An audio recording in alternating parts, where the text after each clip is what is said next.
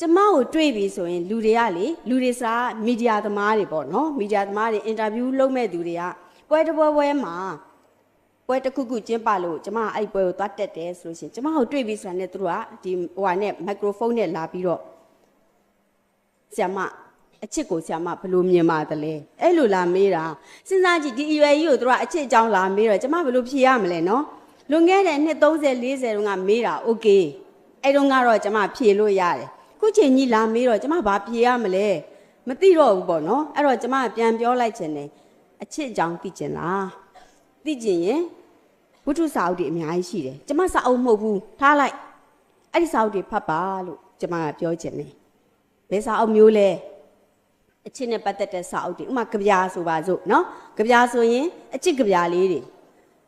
ဆရာကြီးမင်းသူဝန်ကျမတို့အမြဲတမ်းလေးစားတဲ့ဆရာကြီးမင်းသူဝန်အချစ်ကြပြာရေးခဲ့ဘူးတယ်လေဟုတ်တယ်မဟုတ်လားသိရနော်ခေါင်းစဉ်ကဘာတဲ့လဲနှင်းစီပွင့်အဲ့ဒါအချစ်ကြပြာလေဒါပေမဲ့ဘလောက်သိမ်မွေ့ထားသလဲချစ်တယ်ဆိုတဲ့စကားလုံးတစ်လုံးမှမပါဘူးနော်မောင်နဲ့မေနဲ့ချစ်တယ်ဆိုတဲ့အကြောင်းမပါဘူးဒါပေမဲ့ तू အဲ့ကြပြာလေးနဲ့သူ့ရဲ့အချစ်ကိုဖွင့်ဟထားခဲ့တာအလွတ်ရလားမရဘူးလားအေးဟုတ်ပြီအဲ့ဆိုကျမရွတ်ပြမယ်နော်လေတော့ကပြန်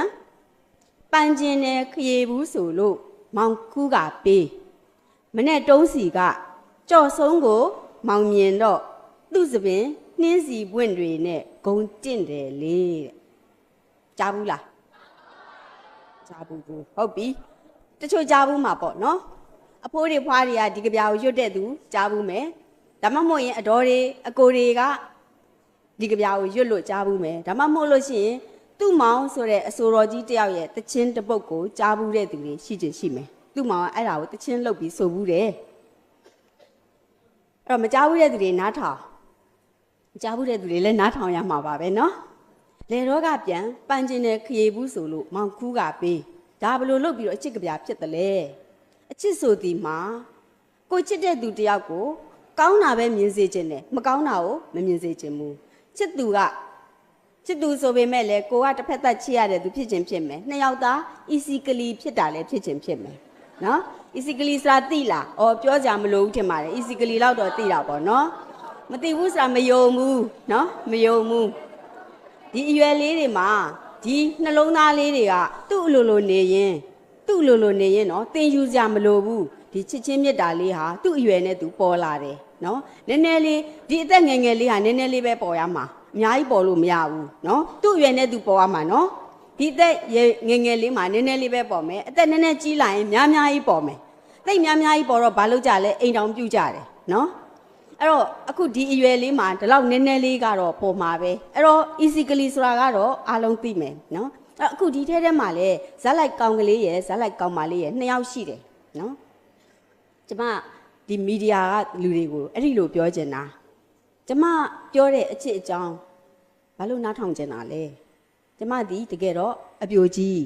ကျမဒီအပြိုကြီးပါပေါ့နော်ကျမကအပြိုကြီးအဲ့ကျမပြောတဲ့အချစ်အကြောင်းကိုရှင်တို့သိနေတော့ဘာထူးမှလဲယုံစရာရောရှိရလားအပြိုကြီးအဲ့တော့ဒီစာလေးဖတ်ကြည့်ပါဥပမာအချစ်ကြောင်းကိုသိကျင်လို့ရှိရင်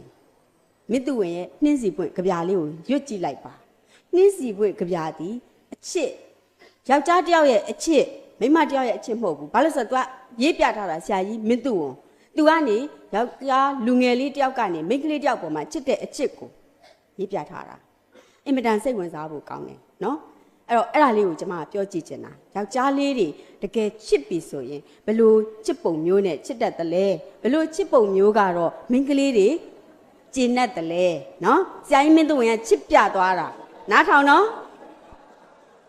ခုစာအုပ်ကလေးတွေနဲ့လိုက်ပြီးရေးတော့မယ်နော်ရေးတော့မယ်ပြန်ရွတ်မယ်နော်ဒီကြပြာကိုပြန်ရွတ်မယ်နော်လေတော့ကပြန်ပန်းကျင်တဲ့ခရေဘူးဆိုလို့မောင်ကူးကပေး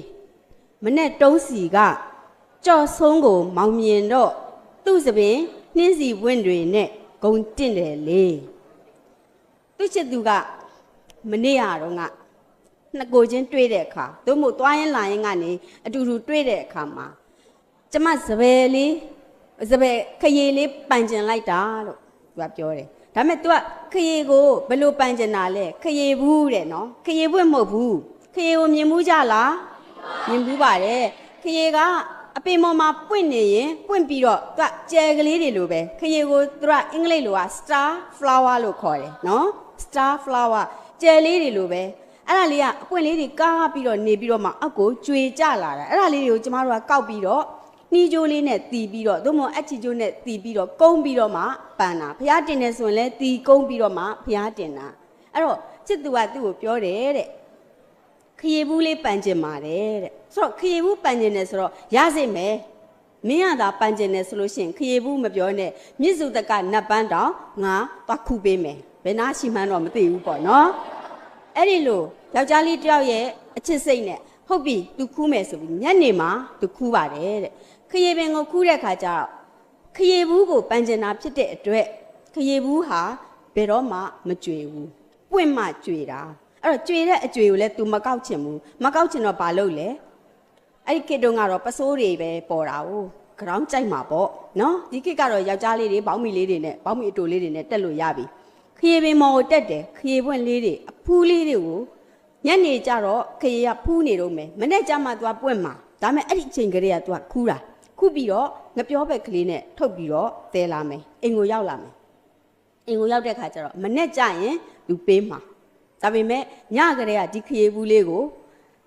ရေအိုးစင်အများဖြင့်တော့ရေအိုးစင်ရှိတယ်နော်ရေအိုးစင်ဒီခေတ်မှာတော့ရေအိုးစင်ဆိုတာအင်မတန်ရှားသွားပြီကျမတို့ရန်ကုန်မှာဆိုပိုတောင်ရှားသေးတယ်ဒါပေမဲ့ဒီနယ်တွေမှာတော့ရေအိုးစင်လေးတွေရှိတယ်ရေအိုးစင်ရဲ့အောက်မှာအင်တုံလေးထားတတ်ကြတယ်ဘာလို့လဲဆိုတော့ဒီကြောက်ဆက်ရေအိုးစင်ကနေပြီးတော့ရေအိုးမြေအိုးသို့မဟုတ်ကြောက်အိုးကနေကျတဲ့ရေတစ်စက်ချင်းကဒီအင်တုံနဲ့ခံထားတာအဲ့လိုနေရာလေးသို့မဟုတ်ရင်အပေါ်ထက်ရေအိုးမဟုတ်ပဲနဲ့အောက်ထက်ရေအိုးရဲ့ရေအိုးပုံးပေါ်မှာဒီဟာလေးကိုဖက်စိမ်းလေးနဲ့ထုတ်ပြီးတော့သိမ်းထားမယ်သို့မဟုတ်ရင်လေဒီတဲ့ပို့ပြီးတော့နူးနူးညံ့ညံ့လေးဖြစ်စေချင်လို့ရှိရင်ဖက်စိမ်းနဲ့မလုပ်ဘဲနဲ့အဝတ်ပေါ့ပိတ်စိမ်းပါလေးနဲ့ထုတ်ထားမယ်အဲ့ပိတ်စိမ်းပါလေးကိုတော့ရေစွတ်ရမှာပေါ့ပြီးရင်အဲ့လိုလေးထားရင်မနေ့ကျရင်ဘာဖြစ်လာမလဲဆိုတော့အဲ့ခရီးဝင်လေးတွေကအပူးလေးကနေအားလာမယ်အဲ့ဒီကြတော့မှ तू ကဒီခရီးပန်းလေးတွေကိုယူပြီးတော့အပြေးအလွှားမနေ့မိုးလင်းတာနဲ့တပြိုင်နက်တည်းအပြေးအလွှားသူ့ချစ်သူရှိတဲ့နေရာကိုဒီအထုပ်ကလေးကိုပိုက်ပြီးတော့သွားပြီးတော့ဖြေပြောမယ်ပေးမယ်ဒါပေမဲ့မနေ့တုန်းကအဲ့လို तू ဒီခရီးတုပ်ကလေးကိုယူသွားပြီးတော့ချစ်သူစီကိုရောက်တဲ့ခါကျတော့ချစ်သူကိုဖြတ်ခနဲ့တွေ့လိုက်ရတဲ့ခါကျတော့ချစ်သူရဲ့ခေါင်းမှာနှင်းစီပန်းနေပန်ထားတယ်တဲ့မနေ့တုံးစီကကြော့ဆုံးကိုမောင်မြင်တော့သူ့စပင်နှင်းစီပွင့်တွေနဲ့ဂုံတင့်တယ်လေအဲ့ဒီနေရာမှာနှင်းစီပွင့်ကိုပန်ထားတဲ့မိန်းကလေးကိုမြင်လိုက်တဲ့အခါမှာသူ့မှာရှိတဲ့မျောလင်းချက်တွေအကုန်လုံးကပြုတ်ကျကုန်တာပေါ့ဟာငါ့ကိုတော့ तू ကခရီးဘူးကူးခိုင်းလို့ငါ့မှာတော့ညနေတုန်းကတည်းကကူးထားပြီးငါမနေ့မိုးလင်းကန်လေးမှာငါပွင့်ပြီလားအသာလေးလှစ်ကြည့်လိုက်ပြန်အိတ်လိုက်အော်ပွင့်တော့မှာ4နာရီကြာရင်ပွင့်တော့မှာနောက်တစ်ခါ9နာရီကြာရင်ပြန်ဖွင့်ကြည့်လိုက်နည်းနည်းလေးအားလာပြီ6နာရီဆိုတော့သူလေးလဲနိုးလောက်ပါပြီဆိုပြီးတော့ကမန်းကနန်တီထုတ်ကလေးပိုက်ပြီးပြေးတာဟိုရောက်တော့ချစ်သူကနှင်းစီပန်းနေပန်ထားတယ်ရင်ထဲမှာဘလောက်ခိုက်သွားလဲသူ့ရဲ့ရင်ထဲမှာရှိတဲ့အချစ်ခိုက်သွားတာနော်အဲ့တော့တကယ်လို့ဒါအဲ့နေရာမှာဝေလာတာဆိုရင်နော်ဝေလာဆိုရင် तू ကဘလို့တချင်းဆိုမလဲခင်လေးစိမ့်နေပေါ့ဟာခင်လေးစိမ့်နေပေါ့အဲ့လိုဆိုမှခင်လေးစိမ့်နေကိုပွားရဲ့လာမင်းလေးတခြားအရက်တို့သူအလင်းပေးအခုတော့လာမိုင်းညာတွေဇက်တိုက်ဖြစ်လို့မောင်းသွားပြီ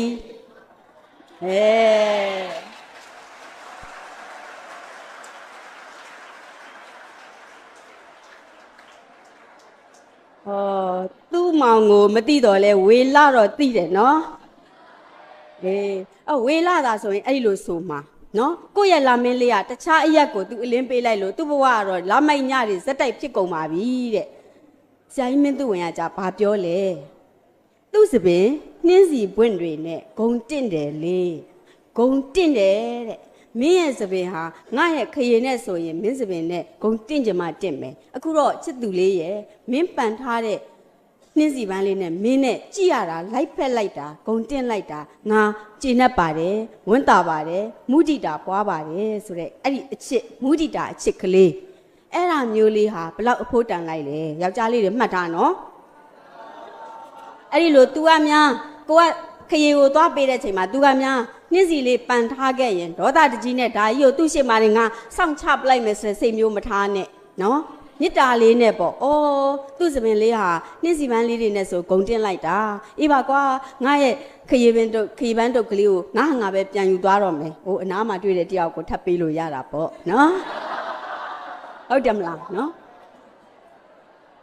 ။အဲ့ဒါဟာအချစ်